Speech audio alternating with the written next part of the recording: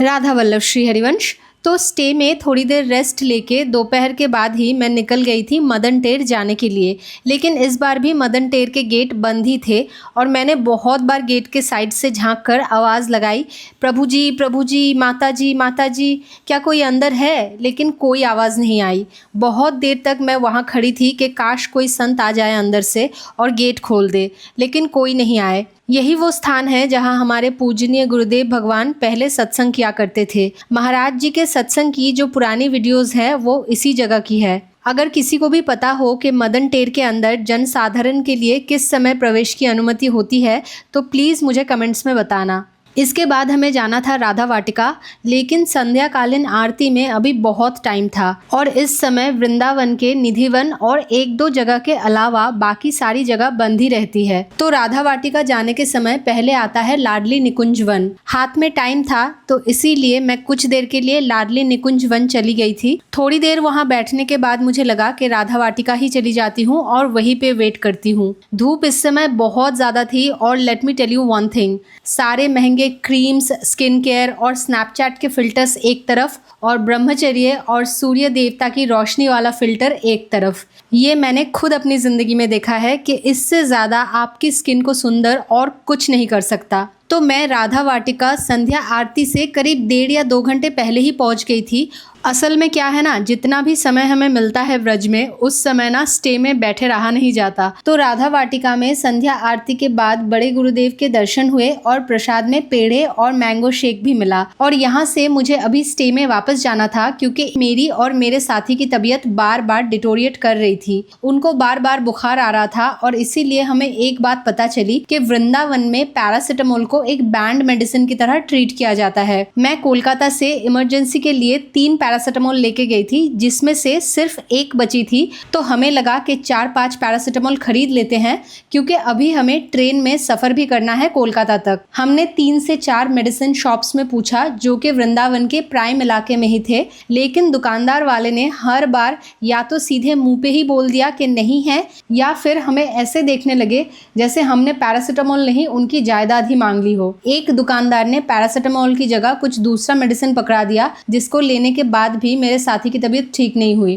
तो लौटते वक्त मैंने चौराहे से 1 गिलास गर्म दूध पिया था और फिर गोपाल और किशोरी जी की सेवा के लिए कुछ मिठाई ले ली थी। और मेरे साथी को बुखार की वजह से उनका मुंह का टेस्ट बिल्कुल बिगड़ चुका था तो उन्हें वेज बिरयानी खानी थी तो हमने वो भी पैक करवा ली। और फिर कुछ घंटे रेस्ट के बाद रात को मैं फिर से जग गई थी किशोरी जी और गोपाल के साथ गुरुदेव के रात्रिकालीन दर्शन में जाने के लिए। एक्चुअली आज सुबह दर्शन नहीं हुए थे ना तो मन बहुत ही ज़्यादा व्याकुल था। और हाँ, जो लोग गुरुदेव के दर्शन के टाइमिंग को लेके बहुत ज़्यादा क्वेश्चन करते रहते हैं उन्हें एक बात जान लेना बहुत आवश्यक है कि गुरुदेव के स्वास्थ्य को देखते हुए कभी कभी उनके आने और जाने के टाइमिंग में थोड़ा सा बदलाव हो जाता है। और ये वाला दिन वृंदावन के इस वाले ट्रिप में मेरा लास्ट डे भी था तो इसीलिए मैं और भी जल्दी जल्दी पहुंचने की तैयारी कर रही थी क्योंकि किशोरी जी और गोपाल को लेके मैं बहुत ज़्यादा भीड़ वाली जगह पे नहीं खड़ी हो सकती थी। तो इसीलिए श्री जी की कृपा से मुझे ऐसा लगा कि हर बार तो मैं एकदम आश्रम के सामने चली जाती हूँ जहाँ बहुत ज़्यादा भीड़ होती है। तो इस बार एक काम करते हैं, कृष्ण शरणम की तरफ चलना शुरू करती हूँ। वहाँ पे कोई भी एक अच्छी जगह देखकर खड़ी हो जाऊंगी। और श्री जी की कृपा से मुझे अच्छी वाली जगह मिल भी गई। और क्या है ना, मुझसे ज़्यादा श्री जी और लाल जी को देखना था, उनके प्यारी सखी को। राधे पौनम की प्लेट बंद कर लो।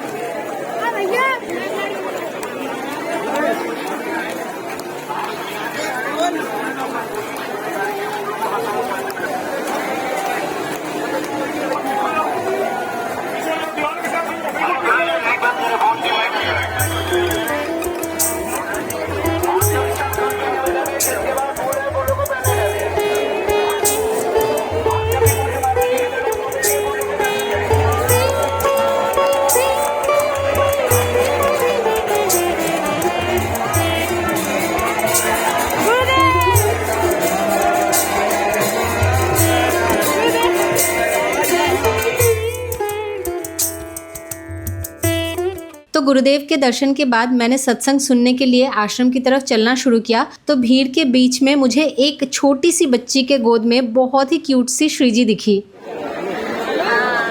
आप थोड़ा इनको दिखाओ कितना।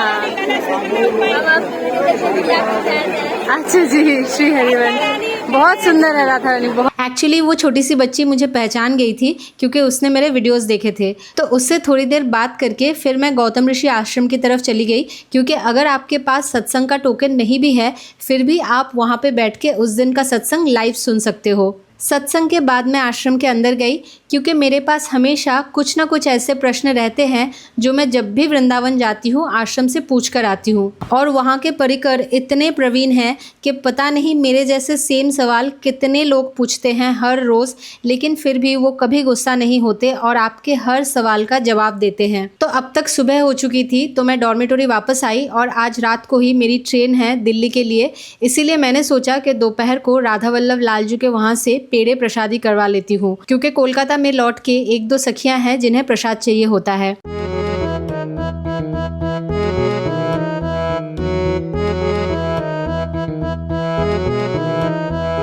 तो राधा वल्लभ जी के मंदिर जाते वक्त मुझे ये मंदिर दिखा। वैसे तो मैं इस मंदिर के पास से बहुत बार क्रॉस कर चुकी हूँ, लेकिन कभी अंदर नहीं गई। तो इस मंदिर का नाम है मंदिर श्री ठाकुर मदन मोहन जी महाराज, और ये मंदिर मदन मोहन जी का जो मंदिर है ना टीले के ऊपर, उसके एकदम पास ही है।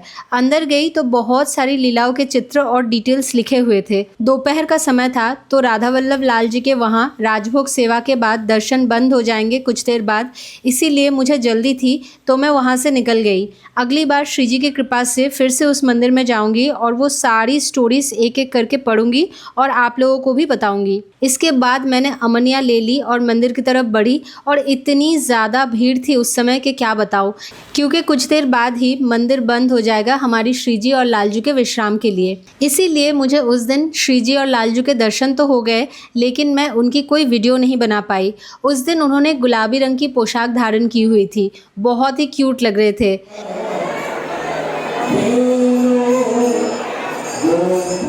एक्चुअली पहले मैं खुद तो उन्हें निहार लूँ, उनकी नज़र उतार लूँ, फिर ना वीडियो बनाऊंगी।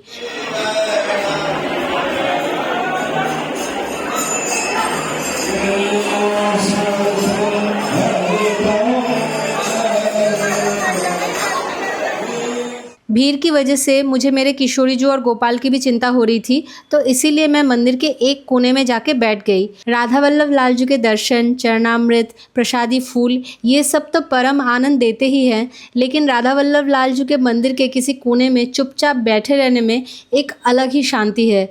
मेरा बस चले तो मैं सारा दिन बस यहीं पे बैठी रहूं।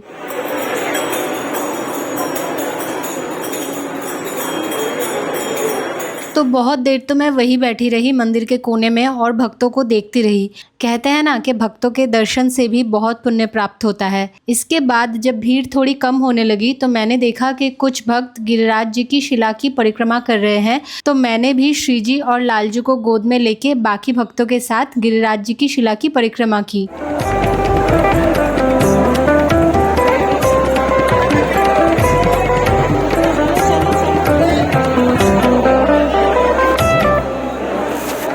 तो बहुत सारे डिवोटीज़ ने मुझसे पूछा था कि मुझे राधा वल्लभ लालजू के मंदिर में सोहनी सेवा का अवसर कैसे प्राप्त हुआ। तो उसका जवाब बस एक ही है, श्री जी की कृपा से, क्योंकि मुझे तो ये पता भी नहीं था कि ये सेवा कौन से समय होती है।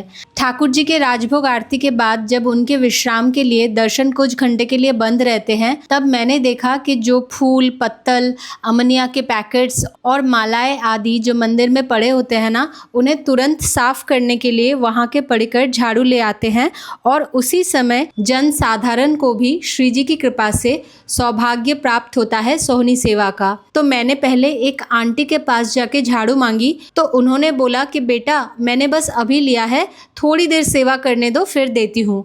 तो मैंने बोला ठीक है, और ढूंढने लगी कि अगर कोई और झाड़ू देना चाहे तो।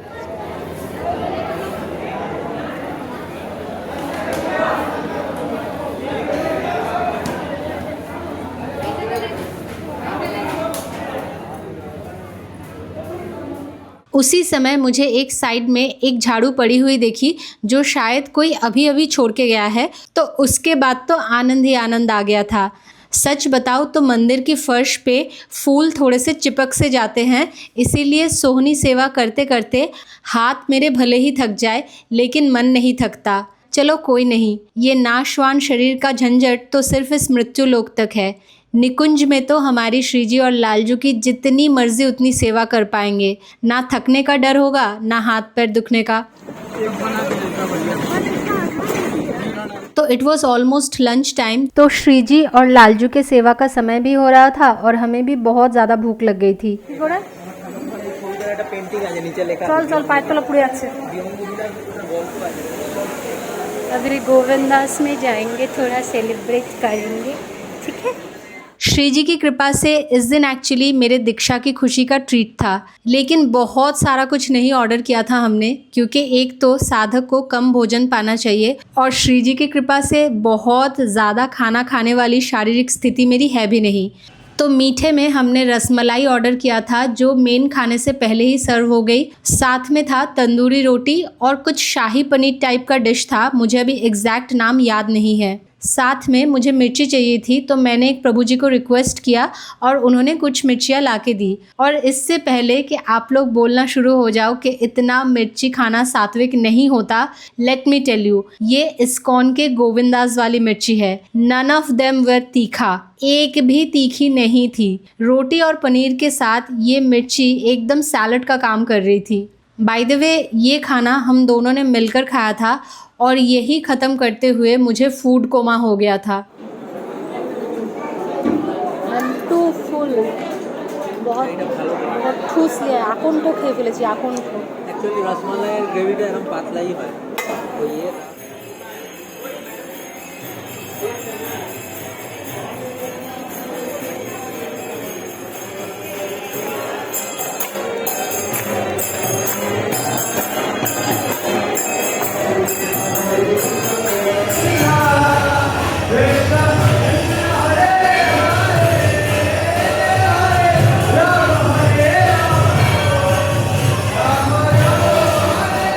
और इसके बाद मैं मंदिर प्रांगण में गई।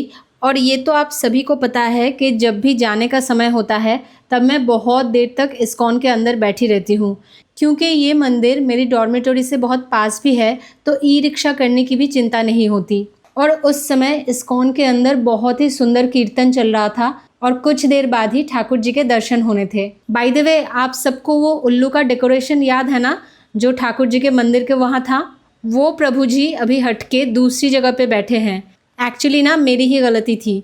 श्रीधाम वृंदावन है ये, यहाँ कण कण में श्री कृष्ण बसे हैं। तो आई थिंक ये उल्लू ना नाटक करते हैं मेरे सामने डेकोरेशन होने का। अभी देखो कैसे मंदिर के कोने कोने में बैठकर सारे भक्तों पे सीसीटीवी की तरह नज़र रख रहे हैं।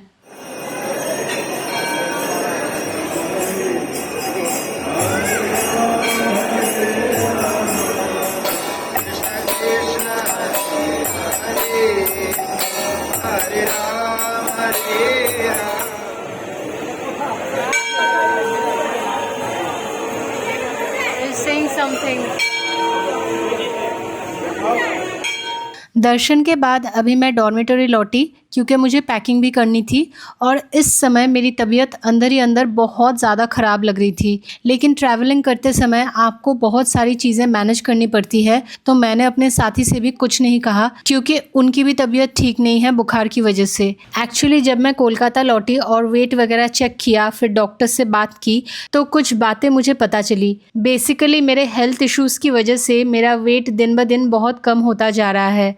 इनफैक्ट अभी कुछ दिन पहले ही मैंने बहुत मुश्किलों से 2 किलो वेट बढ़ाया था और अभी फिर से 1.5 किलो कम हो गई हूँ। तो मुझे मथुरा से बुकिंग नहीं मिली थी, इसीलिए मुझे वाया दिल्ली कोलकाता जाना था और दिल्ली स्टेशन तक पहुँचते पहुँचते मेरी हेल्थ पूरी कोलैप्स कर गई थी।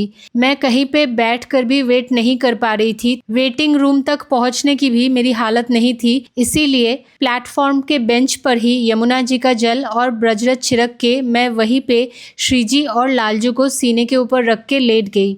इतना ख़राब तरीके का माइग्रेन अटैक मुझे उस दिन आया हुआ था कि मैं एक्सप्लेन ही नहीं कर सकती। और मुझे पीसीओडी भी है, तो उसका भी दर्द शुरू हो गया था। मतलब सब कुछ एक साथ हो रहा था।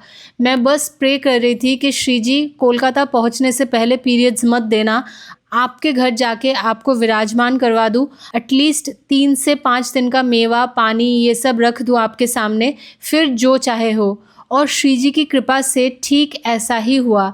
वृंदावन से लौटने के ठीक एक दिन बाद जब सारी व्यवस्था हो चुकी थी, उसके बाद ही जो होना था वो हुआ। और ट्रेन में आते हुए भी मैं कुछ ज़्यादा खा नहीं पा रही थी, क्योंकि जिनको माइग्रेन की प्रॉब्लम है उनको पता ही होगा कि कंटिन्यूअसली एक प्यूकिश सी फीलिंग रहती है। तो इसीलिए श्री जी और लालजू को भोग लगा के उसमें से बस थोड़ा सा ही प्रसाद पाया और फिर उनको शयन करा के मैंने मेडिसिन लिया और सो गई थी। कोलकाता पहुंचते पहुंचते मेरा पूरा फेस फूल गया था पेन और तबीयत ख़राब की वजह से। लेकिन एक बात तो माननी पड़ेगी, वृंदावन में रहते समय लालजू ने इतनी तपती हुई गर्मी दी है, पैर इतने झुलसा दिए हैं कि कोलकाता तक मैं लड़खड़ाते हुए आया हूँ। और चलो स्किन टैन होने की बात तो मैं छोड़ ही देती हूँ, क्योंकि मैं इन सब चीज़ों में उतना बॉदर्ड नहीं होता। लेकिन जैसे ही मेरी ट्रेन वेस्ट बंगाल में एंटर की, इतने घनघोर काले बादल और बारिश। जो छाता मैं वृंदावन के बारिश के लिए लेके गई थी, वही मुझे कोलकाता में आके इस्तेमाल करनी पड़ी। वाह रे मेरे कृष्ण कन्हैया, तेरी लीला बस तू ही जाने। राधा वल्लभ श्री हरिवंश।